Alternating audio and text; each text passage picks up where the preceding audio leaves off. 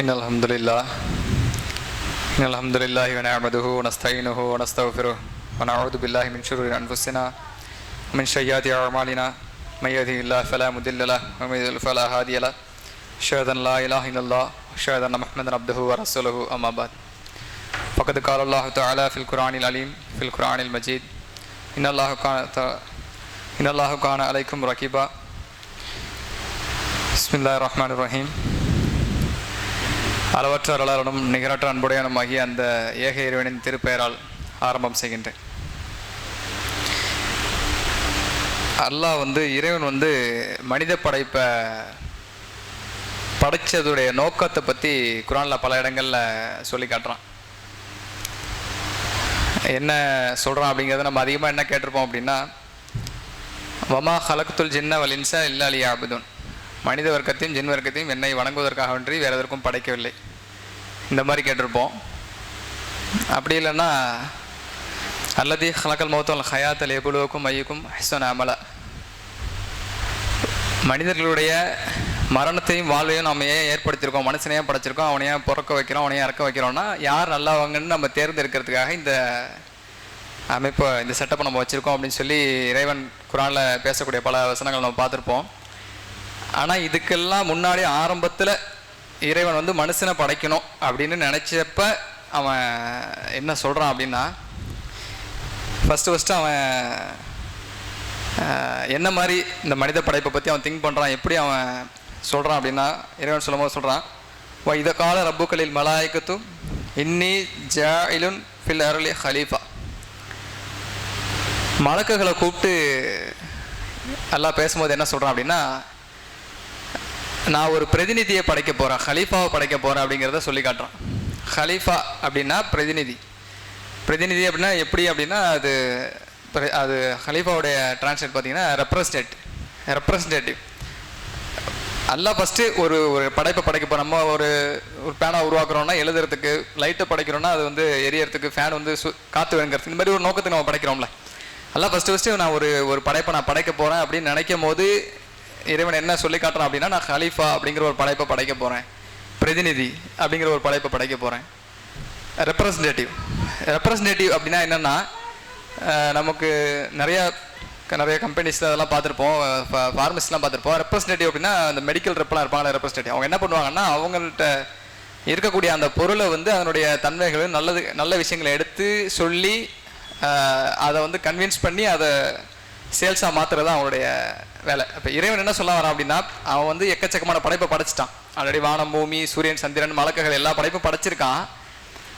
இப்போ எல்லாம் என்ன, ஆல்ரெடி ஜின்னையும் படைச்சிருக்கான். இப்போ என்ன படைக்க போகிறான்னா, மனிதன் அப்படிங்கிற ஒரு ரெப்ரசன்டேட்டிவாக ஒரு படைப்பை படைக்க போகிறேன்.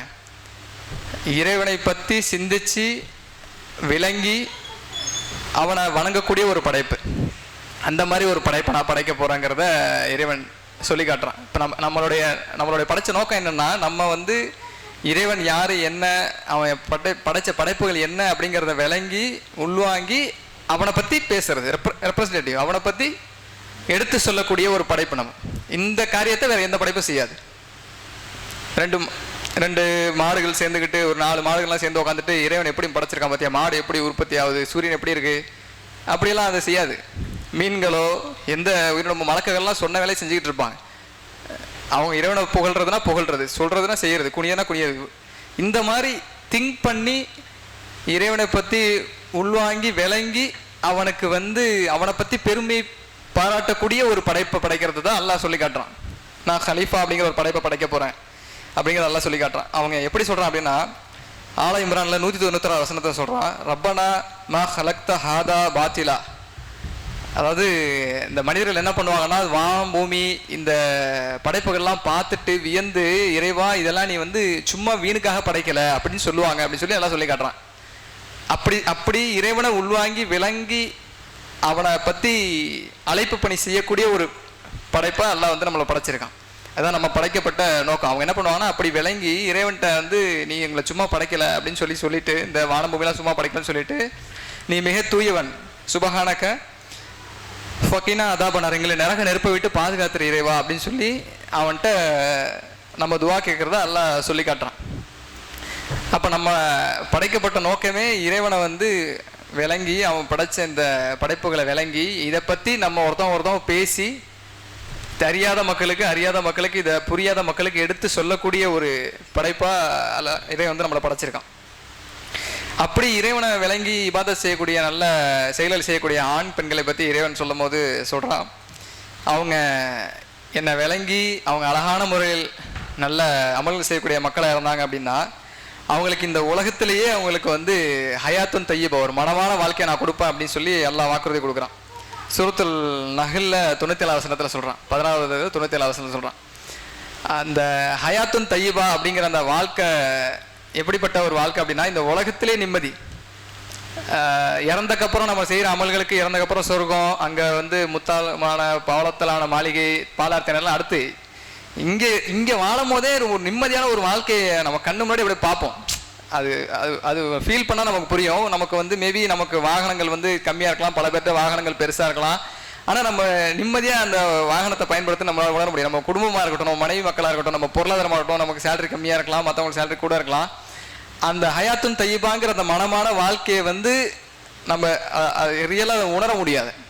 எவ்வளோ சகோதரர்கள் நான் பார்க்குறேன், அவங்க வந்து வாழ்வியலுடைய அந்த கட்டமைப்பு என்ன, இஸ்லாமில் என்னன்னு தெரியாத மாற்று சகோதரர் சொல்கிறேன், அவங்க டக்கு டக்குன்னு ஒரு எப்படி எதை அணுகணும் எப்படின்னு தெரியாமல் ஒரு இஎம்ஐயில் விழுகிறதா இருக்கட்டும், ஒரு லோன் வாங்குறதா இருக்கட்டும், இல்லை வந்து அது என்ன சொல்கிறது, சைத்தானை பற்றி இறைவன் சொல்லும் போது என்ன சொல்கிறான்னா, அவன் வந்து கவர்ச்சியான அழகான வார்த்தைகளை சொல்லுவான், பொய்யான சத்தியம் பண்ணுவான் அப்படின்னு சொல்லி இறைவன் சொல்லி காட்டுறான். கவர்ச்சியான வார்த்தை, நீ இஎம்ஐ போடுங்க, முடிச்சிடலாம், 6 மாதம் தானே கட்டிடலாம், ஒன்றும் பிரச்சனை இல்லை, பண்ணிடலாம், லோன் தானே, ஒரு 3 வருஷம் பிளானு செஞ்சிடலாம், நீங்கள் பண்ணிட்டீங்கன்னா அடுத்து உங்கள் அந்த அந்த இடத்துடைய ரேட்டை வேறு, அதுக்கப்புறம் நீங்கள் பண்ணிட்டீங்கன்னா உங்கள் பிஸ்னஸே வேறு மாதிரி. பொய்யான வாக்குறுதிகள் அந்த காலத்துல இப்போ வரைக்கும் ஒரே same strategy, business marketing strategy தான். பொய்யான வாக்குறுதிகளும் கவர்ச்சியான வார்த்தைகளும், இந்த வார்த்தையை இறைவன் குர்ஆன்ல பயன்படுத்துகிறான். இதே மாதிரி தான் இப்போ வரையும் நம்மளை பண்ணிக்கிட்டு இருக்காங்க. பேசும்போது கவர்ச்சியாக பேசுறது, சார் ஏர்போர்ட் பக்கத்துலேயே வீடு சார், நம்ம வாரம் ஃப்ளைட்டில் போகிற மாதிரி வரா மாதிரி, நமக்கு அதுக்கு சம்மந்தம் இருக்காது. பேசும்போது ஆமாம்ல அப்படி, அதாவது இதுக்கு சொல்ல வரேன்னா, அந்த கவர்ச்சியான வார்த்தைகளும் பொய்யான சத்தியங்களும், சார் நான் கண்டிப்பாக இதெல்லாம் முடிச்சிடலாம் சார், ஷூரிட்டி தான் அப்படின்னு சொல்லி பொய்யான சத்தியங்கள், இதை நம்பி எவ்வளோ மக்கள் வந்து தன்னுடைய வாழ்க்கைகளை இழக்கிறது, அவசரப்பட்டு ஒரு விஷயத்தை செஞ்சுட்டு அதை முடிக்க முடியாமல் பாதியில் விட்டுட்டு ஊரை விட்டு போகிறது, இல்லை தற்கொலை பண்ணிக்கிறது, எவ்வளோ விஷயங்களை நம்ம பார்த்துட்டு தான் இருக்கோம்.